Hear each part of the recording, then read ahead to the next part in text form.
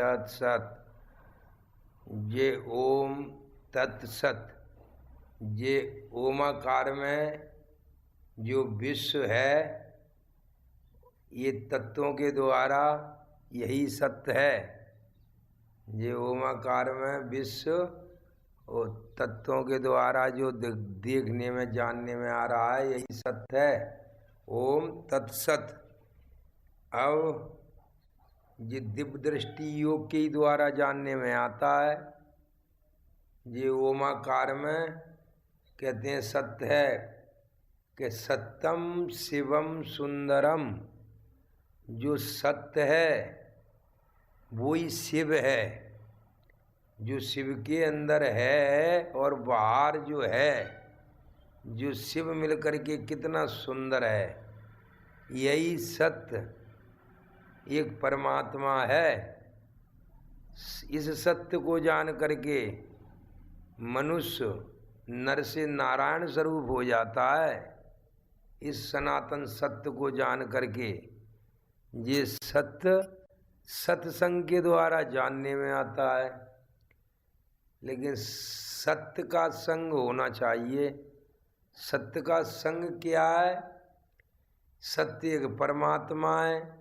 संग कराने वाला जो ज्ञान दिव्य दृष्टि से जो सुमरन होता है, जो प्रयोग होता है, वह ही प्रयोग करने से, सुमरन करने से इस सत्य का संग हो जाता है। फिर कभी न भूलने को सुमरन कहते हैं।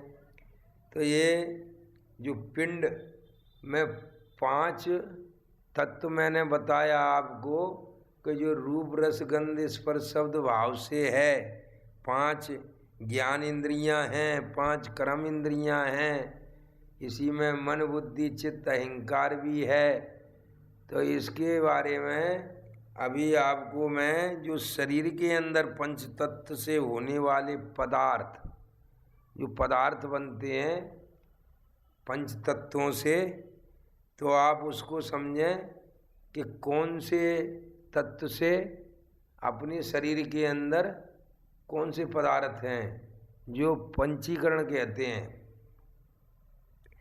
कि पृथ्वी तत्व से अपने शरीर के अंदर कौन कौन से स्वरूप में जो धातु बन रही है। जो पृथ्वी तत्व से अस्थि माने हड्डी अपने शरीर में जो बनती है, अस्थि, मांस, त्वचा, नाड़ी और रोम। ये पृथ्वी तत्व से जो अपने संसार के सभी जीवों में जो पृथ्वी तत्व से ये 5 चीज़ें बनती हैं, ऐसे ही जल तत्व से हमारे सबके अंदर शुक्र, शोणित, लार, मूत्र और श्वेत, ये 5 चीज़ें अपने शरीर में जो बनती हैं, ये जल तत्व से बनती हैं। और अग्नि तत्व से भी ऐसे ही 5 चीज़ें अपने शरीर के अंदर कार्य करती हैं, बनती हैं। कि क्षुधा, तृषा,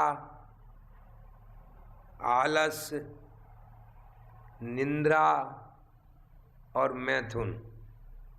ये अग्नि तत्व से 5 चीज़ें अपने शरीर में रहती हैं। ऐसे ही वायु तत्व से 5 कार्य करती हैं अपने अंदर। वो क्या? वायु तत्व से चलन, बलन, प्रसरण, ये अंकुचन और निरोधन, ये 5 जो पंचीकरण। अब इसी में आकाश तत्व से भी अपने अंदर जो क्रियाएं होती हैं और जो 5 चीज़ें जो बनती हैं, क्या कि आकाश तत्व से काम, क्रोध, लोभ, मोह और भय जो रहती है अपने अंदर, इसको पंच तत्वों से होने वाले पदार्थ जो अपने शरीर में बनते हैं, उन्हीं को हम पंचीकरण कहते हैं। जो पंचीकरण हमारे पंच महाभूतों से पंच तत्व और पंच तत्वों से ये पांच पांच चीज़ें जब बनती हैं तो ऐसे इसका पृथ्वी से हड्डी और अग्नि से मांस और आप माने जल से मांस और अग्नि से क्या बनता है? अग्नि से बनता है त्वचा, वायु से नाड़ी और आकाश से रोम, जो अपने अंदर इनमें भी पांचों से तैयार होते हैं। एक से पांच, फिर पांचों से भी पांच। इसमें ऐसे एक तत्व में 50% मुख्य तत्व रहता है और 12.5% और 4 तत्व रहते हैं। ऐसे जल तत्व में जल तत्व 50% रहता है और 12.5 और चारों तत्व रहते हैं। ऐसे ही अग्नि में अग्नि 50% रहता है, 12.5 चारों तत्व रहते हैं। ऐसे ही हमारे ये पंच महाभूतों के भी सूक्ष्म स्थूल भी रहते हैं, लेकिन सबसे संसार में सूक्ष्म तत्व है आकाश तत्व। आकाश तत्व बहुत विशाल विराट है, जिसमें ही चारों तत्व घूम रहे हैं अवकाश में, आकाश में ही। लेकिन फिर भी ये सबसे सूक्ष्म है। आकाश का गुण है शब्द, लेकिन शब्द न तो जीभ से चाखने में आएगा, न नाक से सूंघने में आएगा, न आँख से देखने में आएगा, न हाथ से छूने में पकड़ने में आएगा। इतना सूक्ष्म है कि ये कान से सुनने में आएगा। आकाश वाणी, आकाश का शब्द है वाणी। वाणी माने शब्द, जो वाणी से निकलता है। तो आकाश तत्व में एक ही शब्द सूक्ष्म रहता है, शब्द। जब वायु में 2 तत्व स्थूल रहते हैं कि वायु स्पर्श में आती है और शब्द भी करती है। शब्द भी उसमें रहता है, साए साए साए साए की आवाज़, और स्पर्श भी होता है कि यहाँ हवा है। ऐसे ही हमारे अग्नि में 3 तत्व रहते हैं, जो शब्द, स्पर्श और रूप। और जल में 4 स्थूल देखने में आते हैं कि शब्द, स्पर्श, रूप और रस। और पृथ्वी में 5 रूप, शब्द, स्पर्श, रूप, रस और गंध। ये 5 ही पृथ्वी में रहते हैं। इनके जो धर्म, पंच महाभूतों के 5 धर्म भी होते हैं। तो 5 धर्म, आकाश का धर्म अवकाश, अवकाश माने पोलापन। ऐसे ही वायु का धर्म चंचलता, चंचलता रहना। ऐसे ही अग्नि का धर्म जलाना, दहन करना। ये अग्नि महाभूत का, ये इस अग्नि के कोई न पत्नी है न ये कोई पति है। कहते हैं अग्नि देव की पत्नी का नाम है स्वा। तो ये अग्नि महाभूत है, इसका स्वभाव है जलाना, इसका ये धर्म है। ऐसे ही जल का धर्म है गीला करना, द्रवत्व गीला करना। ये काय का धर्म? जल का। और पृथ्वी का धर्म है कठोरता, कठोरता लाना। ऐसे ही हमारे पंच महाभूतों के कर्म भी हैं 5, जिसमें आकाश का कर्म है सछिद्रता, सछिद्रता। और वायु का कर्म है सर्वत्र संचार करना, पूरे विश्व में। ये वायु के ही द्वारा संचार हो रहा है। वो ये वायु का क्रम है और अग्नि का क्रम है पचन, जो अपने अंदर सभी जीवों के अंदर जठराग्नि बन करके जो पचा रहा है अग्नि महाभूत। तो ये इसका क्रम है, जो हम खाते हैं उसको पचाता है अग्नि से परमात्मा ये विश्व। ये ऐसे जल का भी क्रम है। क्या क्रम है? उसका गीला करना।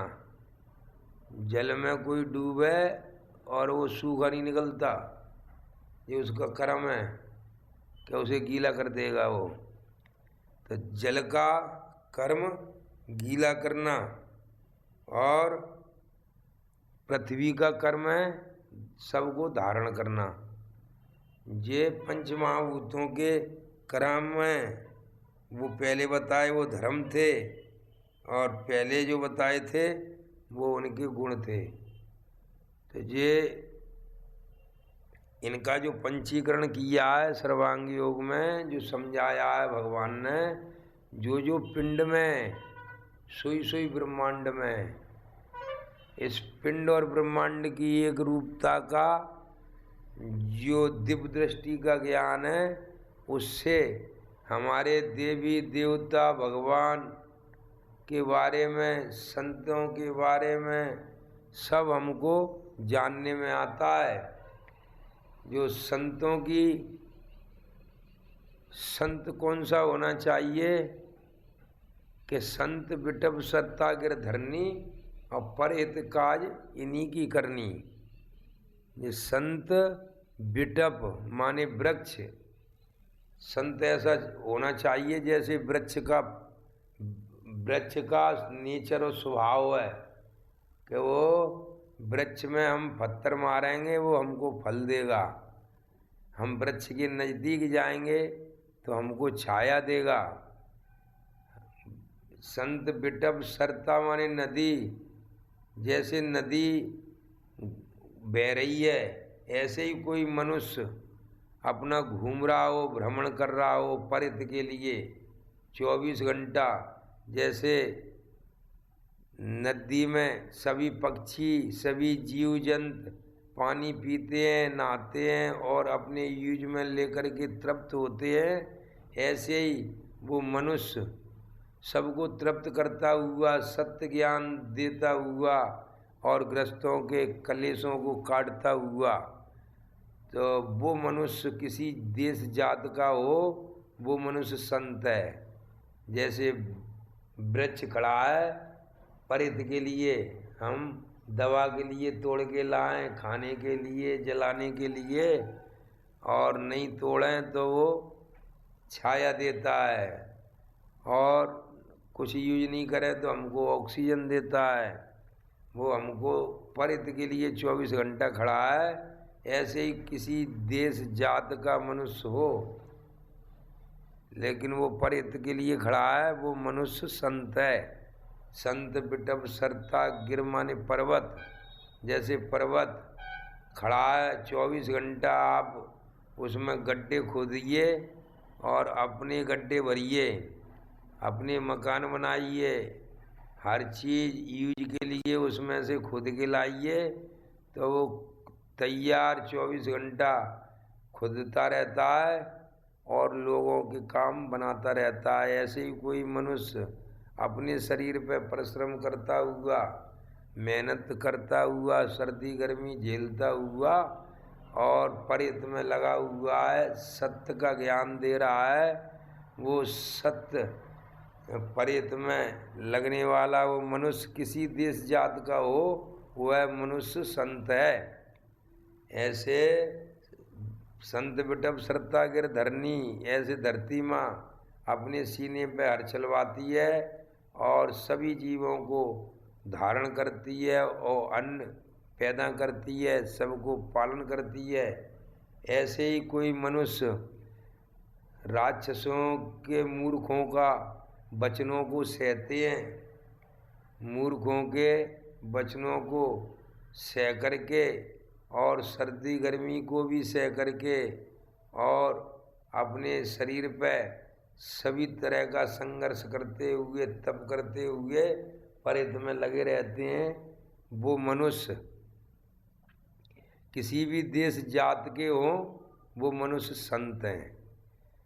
तो ये संत की परिभाषा दी है। संत 7वीं श्रेणी का पहुंचा हुआ मनुष्य को संत कहते हैं, जो 7वीं भूमिका पे पहुंचा हुआ, 7वें पद पे पहुंचा हुआ, जो कहते हैं पहला पद होता है ऋषि, कि जब हम ये आत्मा अपने स्वरूप को, निज स्वरूप को और परमात्मा की खोज में जब हम निकलते हैं, इसे तीव्र जिज्ञासा लेकर के रिसर्च करते हैं, खोज करते हैं, तो रिसर्च करने वाले मनुष्य को जब वो रिसर्च कर लेता है, ये आत्मा स्वरूप से ये विश्वरूप परमात्मा को जब जान लेता है, तो वो ऋषि कहलाता है।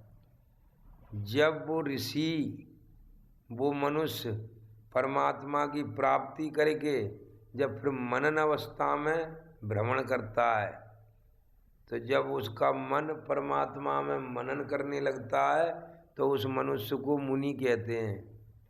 जब मनुष्य, वही मनुष्य निध्यास करने लगे और आने वालों को कुछ ज्ञान भी देने लगे, तो वो देव ऋषि कहलाता है। जब वही मनुष्य देव ऋषि बन करके फिर उसको महानता मिलने लगती है और फिर वो और प्रैक्टिकल करके मनुष्यों को ये बुद्धि में स्थित कर देता है, निश्चय करा देता है, तो वो ब्रह्म ऋषि के पद पे पहुंच जाता है। दिव्य दृष्टि योग द्वारा विश्व रूप परमात्मा का प्रत्यक्ष यथार्थ दर्शन। श्रीयुत राकेशानंद चैतन्य जी महाराज, उपकेंद्र संचालक। हमारा पता है नवम बुद्ध अवतार नारायण भगवान श्री मायानंद चैतन्य जन्मभूमि केंद्र, भगवान का प्रेम नगर, बड़ा गांव, मोरार, ग्वालियर, मध्य प्रदेश। संपर्क सूत्र 09754261283।